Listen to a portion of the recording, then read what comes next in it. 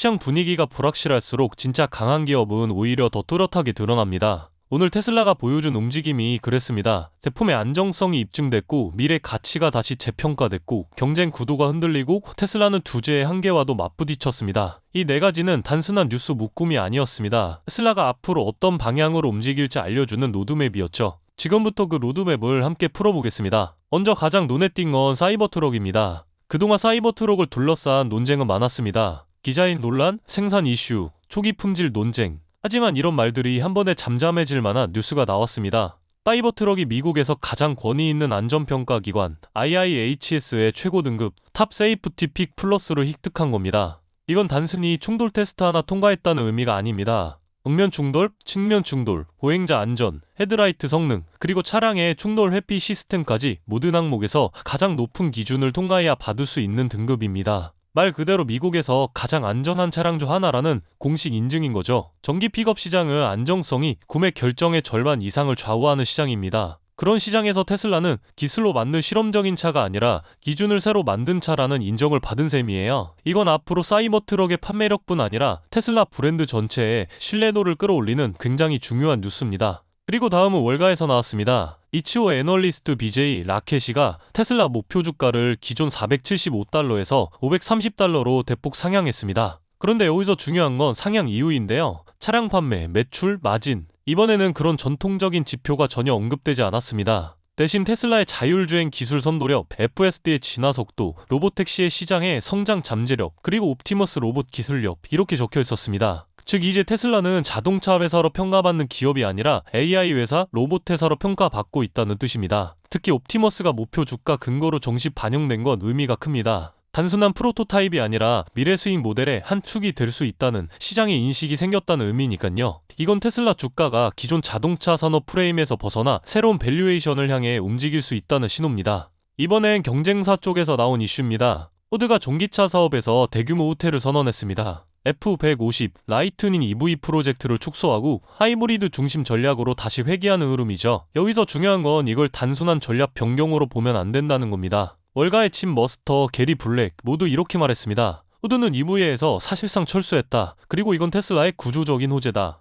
왜일까요? 전동 완성차 업체는 전기차를 추가 사업으로 접근했고 스케일, 수익성, 소프트웨어 모두에서 테슬라를 따라잡지 못했습니다. 게다가 하이브리드 중심으로 돌아간다는 건 자율주행, 로보택시 사업을 포기한다는 뜻과도 같습니다. 하이브리드 플랫폼은 OTA, 자율주행, 센서 퓨전 구조가 어렵거든요. 결국 EV 시장에서 테슬라가 상대해야 할 경쟁자의 수가 줄어들고 자율주행 생태계 경쟁에서는 사실상 테슬라 독주 체제가 강화되는 흐름입니다. 이건 단기 뉴스가 아니라 경쟁 환경 자체가 바뀌었다는 장기 호재입니다. 하지만 테슬라를 이야기할 때 좋은 뉴스만 다루고 넘어갈 순 없습니다. 오늘 반드시 짚어야 할 리스크가 하나 있었죠. 미국 캘리포니아 DMV가 테슬라의 오토파일럿 FSD 광고와 소비자를 오도했다며 30일 판매 정지 조치를 예고한 겁니다. 이건 기술의 문제가 아니라 규제와 기술의 속도 차이에서 발생한 마찰입니다. 지금 FSD는 폭발적인 속도로 진화하고 있고 XAI의 그룹까지 차량 내에 통합되기 시작했습니다. 하지만 규제는 여전히 도움 기능이냐 완전 자율주행이냐의 기준에 갇혀 있습니다. 즉 기술이 앞서가고 규제가 뒤따라오는 과정에서 생긴 충돌이죠. 단기적으로는 리스크가 맞습니다. 하지만 장기적으로는 이 구간을 통과해야 오히려 테슬라의 자율주행 생태계가 더 공고해지는 흐름으로 이어집니다.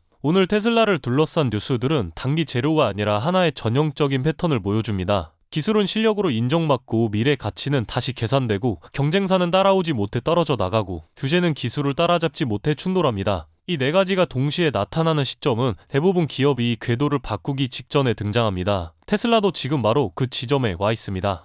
그렇다면 여러분들은 지금 주식 시장에서 수익을 내고 계신가요? 우리는 어떻게 해야 이런 불확실한 시장 속에서도 안정적으로 큰 수익을 얻어갈 수 있을까요? 눈에 띄는 대장주 M7 같은 종목들은 이미 너무 많이 상승한 뒤이기 때문에 앞으로는 진짜 큰 돈을 벌기 쉽지 않습니다. 진짜 기회는 그 대장주들 뒤에서 움직이는 수혜 종목에서 발생하는데요. 이런 종목들은 시가총액이 작기 때문에 비교적 소액으로도 접근이 가능하고 리스크 관리 또한 용이하죠. 즉 적은 자금으로도 큰 수익을 노릴 수 있는 구조입니다. 그런데 지금 시장을 움직이는 가장 큰 힘은 단순히 금리나 유동성이 아닙니다. 바로 미중 무역전쟁의 임합, 전략자원 전쟁이 시작됐기 때문이에요. 중국이 반도체에 이어 히토르 수출을 통제하기 시작했고 미국은 이에 맞서 자국 내 히토르 생산 라인을 재건해 나섰습니다. 단순히 정치적 갈등을 넘어서 AI, 전기차, 방위산업까지 직결된 신냉전형 공급망 전쟁입니다. 가장 대표적으로 눈에 띄었던 건 바로 히토르 전쟁의 중심에 선 MP 머티리얼스 티커였습니다. 미국 국방부와의 공급 계약이 발표되자 3개월 만에 주가가 6배 이상 폭등했고 거래량은 평소에 10배 이상 터졌어요. 1,000만원만 넣었어도 6천만원.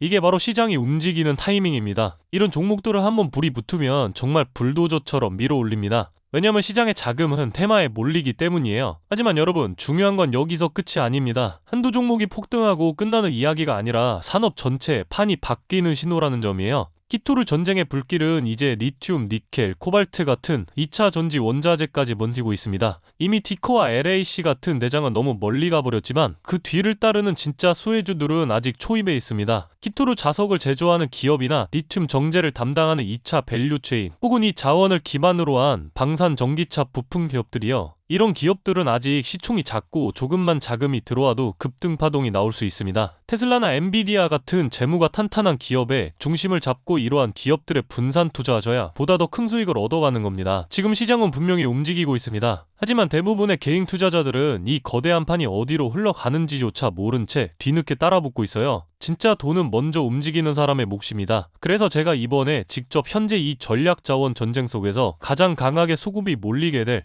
핵심 수혜 섹터와 종목 리스트를 정리해뒀습니다. 실제로 기관 자금이 들어오는 타이밍과 정부 정책 방향, 글로벌 공급망 재편 흐름까지 데이터 기반으로 정리된 PDF 자료예요. 이러한 정보도 소중한 제 구독자분들과 끝까지 영상 시청해주신 분들께만 오픈해드리도록 하겠습니다. 참여 방법은 간단합니다. 영상 아래 더보기란을 클릭하시면 파란색 링크가 하나 보이실 겁니다. 간단한 설문조사 진행해두시고 전송 버튼까지 눌러주시면 확인 후에 순차적으로 자료를 전달드리겠습니다. 절대로 금전 요구나 무조건적인 투자 권유 또한 하지 않습니다. 여러분이 시장에서 안정적으로 수익을 만들어 가시길 바라는 마음으로 준비한 자료들이에요. 꾹 가볍게 참고하시고 시장의 흐름을 직접 관망하셔도 좋습니다. 시장은 언제나 먼저 보는 사람, 먼저 움직이는 사람이 이깁니다. 지금 우리가 보고 있는 건 단순한 주가 상승이 아니라 글로벌 머니의 방향 전환이에요. 이 기회를 놓치면 다음 사이클이 올 때까지 또 몇 년을 기다려야 할지도 모릅니다. 영상이 도움되셨다면 좋아요와 구독 버튼 눌러주시고 저는 다음 영상에서 뵙도록 하겠습니다.